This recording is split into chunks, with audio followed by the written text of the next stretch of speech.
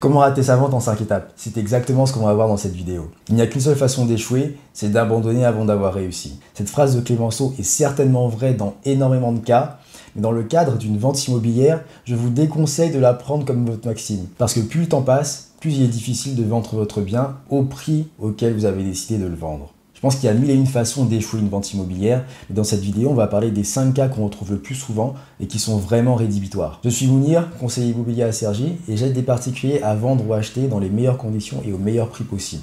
Si jamais vous avez un besoin ou des questions, n'hésitez pas à m'en faire part en utilisant les informations qui sont dans le commentaire épinglé et je me ferai un plaisir de vous aider.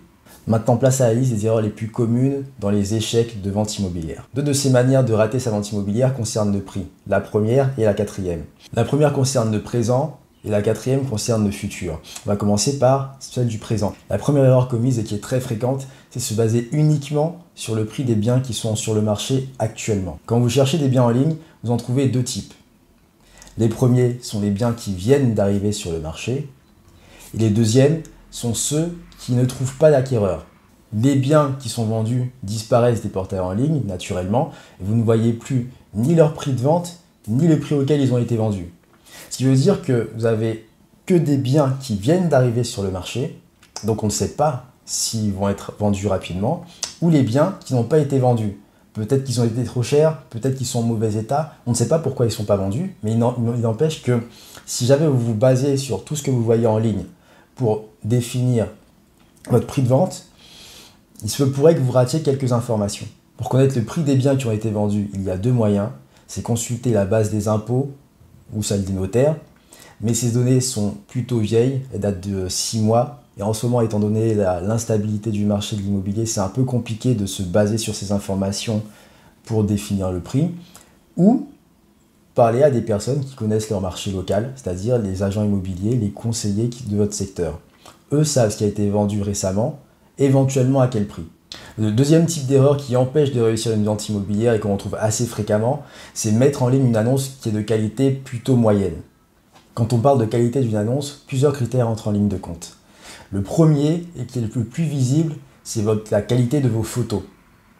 Sur une annonce en ligne, la première chose que l'on voit, avant même le prix, c'est la photo. Il faut qu'elle soit existante déjà pour commencer, parce que autant vous dire que si vous n'avez aucune photo pour présenter votre bien dans votre annonce, vous avez très peu de chances d'attirer des personnes. Ensuite, il faut qu'elle soit de bonne qualité, avec un bel éclairage. La meilleure option est bien sûr d'utiliser les services d'un photographe professionnel, mais si jamais vous n'êtes pas prêt à mettre quelques centaines d'euros pour avoir de bonnes photos et mieux vendre votre bien, au moins essayez de faire des photos claires, droites, et si possible, si vous avez des chambres vides, des salles vides, essayez au moins de faire un home staging virtuel sur l'une d'entre elles qui sera en couverture de votre annonce. Ensuite, toujours sur les photos, faites bien attention quand vous vendez un bien en hiver de ne pas publier des photos qui datent de l'été. Parce que vous envoyez deux messages à ce moment-là, c'est que le bien est en vente depuis au moins 6 mois et que vous n'arrivez pas à le faire, ce qui réduira votre capacité à négocier.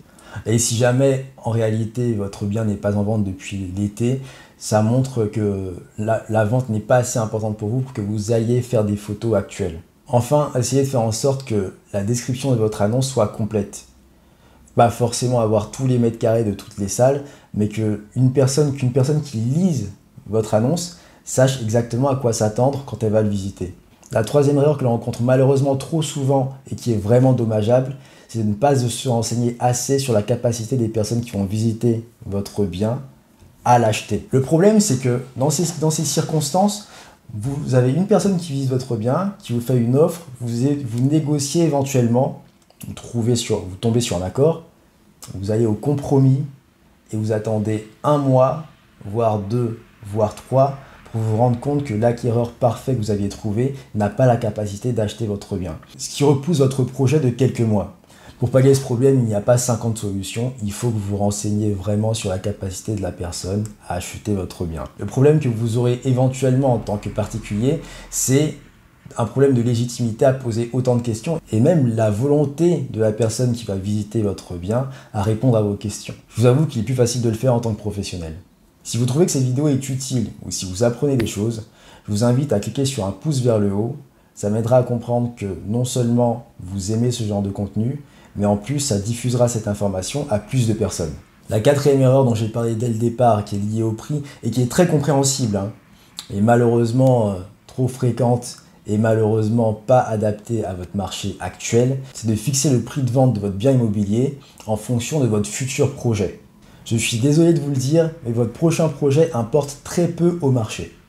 Si vous voulez vendre rapidement, ou si vous voulez vendre tout court d'ailleurs, vous devez vous coller au marché pour définir votre prix de vente. S'il est trop cher, votre bien va rester pendant des mois et des mois sur le marché, vous ne trouverez aucun acquéreur, et de toute façon, plus les gens verront votre bien en ligne, plus ils se diront qu'il est de mauvaise qualité.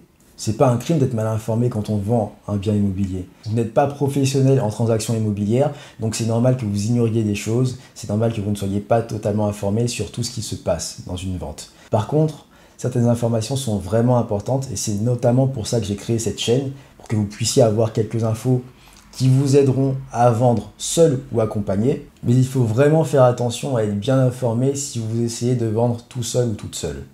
Si en revanche, vous envisagez de travailler avec un conseiller immobilier pour vendre votre bien, regardez cette vidéo, elle vous aidera à définir si c'est la bonne décision pour vous.